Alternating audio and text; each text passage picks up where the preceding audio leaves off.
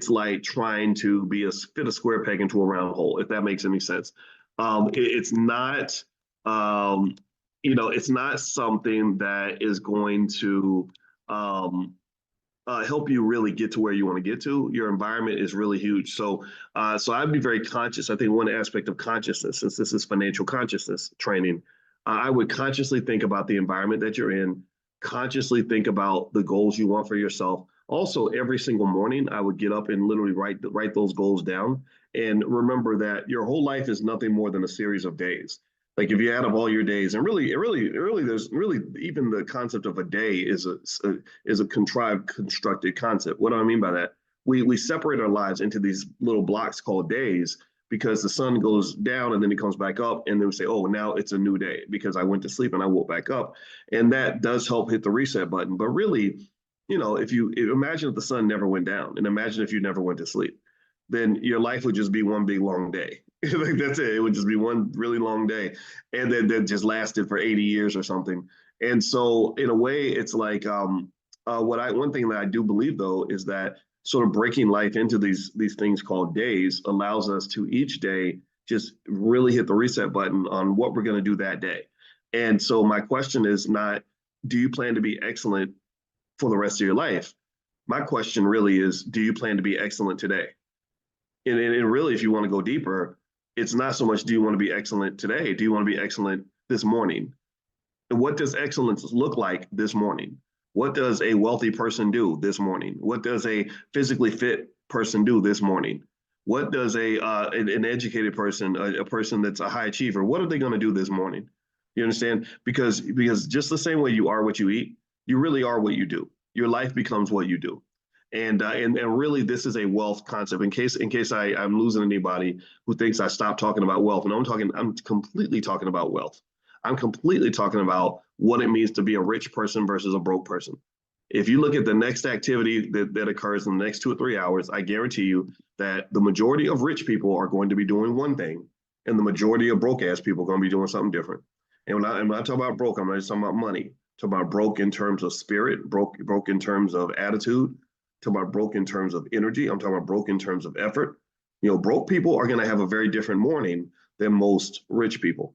Do you follow me? So ask yourself, just what kind of person am I going to be? And what is that person, that imaginary person I'm drawing in my head? What are they going to be doing this morning? What are they going to be eating for breakfast? What are they going to do with this extra hour of free time? Are they going to go for a walk or a run? Or are they going to sit on the couch and eat potato chips? They're not going to be sitting on the couch eating potato chips. They're going to be out working out. They're going to be doing, so really focus that way. And what I like about that approach, honestly, is it really takes you from level 1 to level 2. And what do I mean by that? Well, level 1 is one day. Anybody ever notice that? You ever know somebody, and some of us have done this, all of us have fallen in this trap at some point, most of us have. You ever notice people that are always talking about what they're going to do one day? Like one day I'm gonna do this, one day I'm gonna do that. Let me tell you, see, I remember one time at band camp. I don't know if y'all know that joke or not. But anyway, one time when I was 14, I met my biological father for the first time.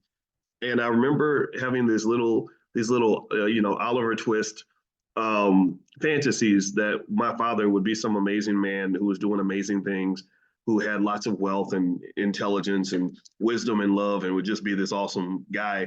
And I didn't get that. I got a guy who was honestly a man that I don't respect very much. And he's gone now, and he never earned my respect. And I hate saying it like that, but it's true. I do have a father that did earn my respect. That guy didn't do it. And I remember I went to go see him, and I was sitting there on the couch in this awkward, conversation, trying to, figure things out. I'm a little kid. And I remember him saying something like, well, one day I'm gonna get me a Maserati. And I was thinking, even at 14, I remember thinking, okay, so when you tell me what you're going to do one day, that means that you don't have it together today. So that tells me that you're at level 1, you're not at level 2, because you're talking about what you're going to do one day, but you can't tell me what you did today. Now, if he said today I bought a Maserati, or I also heard his mother say, just very subtly, she said, one day he's going to get it together, a mother's love, and y'all.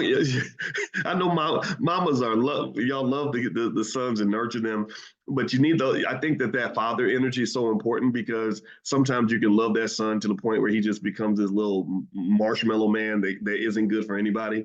But then again, I just think love is a good thing though. We all need it, but it's like a pillow. Like your whole life is not going to be a pillow. Sometimes you need to be a rock, right?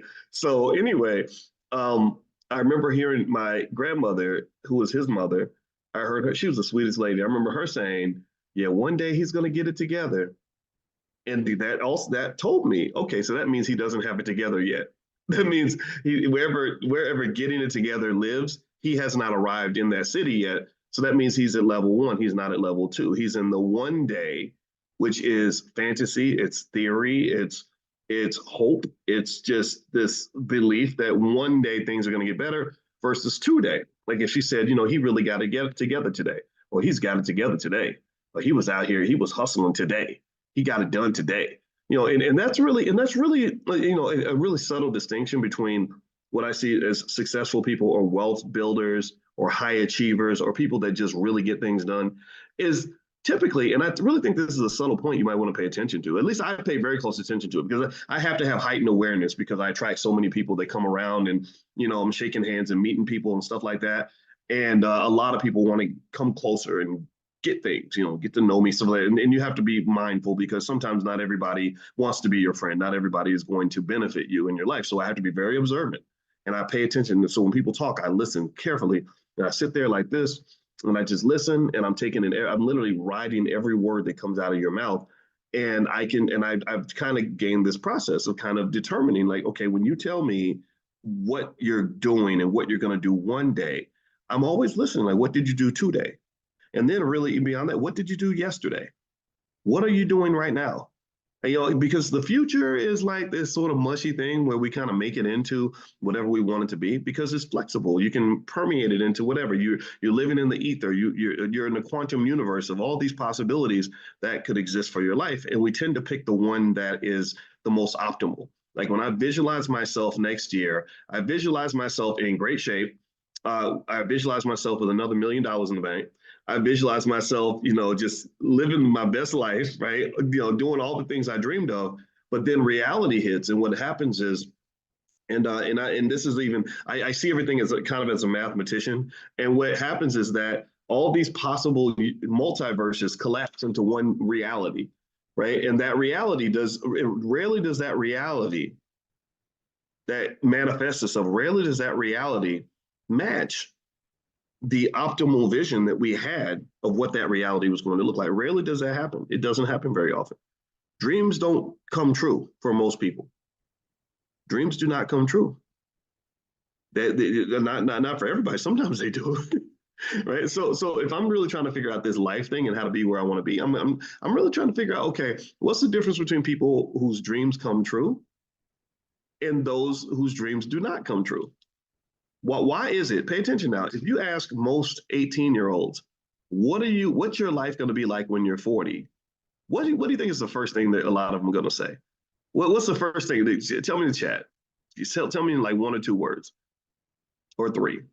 What do you think most 18-year-olds predict for themselves? If you say, well, what are you going to do where's your life going to be in 20 years?